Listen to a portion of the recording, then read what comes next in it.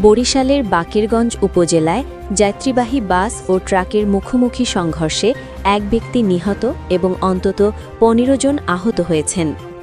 আজ সোমবার ভোর আনুমানিক ৪:৩০ দিকে বাকেরগঞ্জ পৌরসভার চৌমাথা সিনেমা হল এলাকায় এ দুর্ঘটনা ঘটে।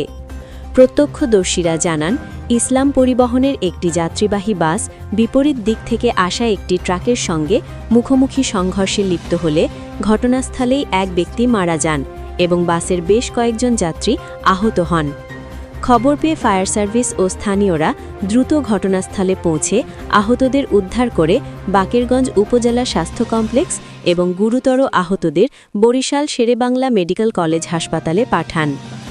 দুর্ঘটনার পর কিছু সময়ের জন্য ওই সড়কে যান চলাচল ব্যাহত হয়। পরে আইন শৃঙ্খলা বাহিনী পরিস্থিতি নিয়ন্ত্রণে এনে যান চলাচল স্বাভাবিক করে।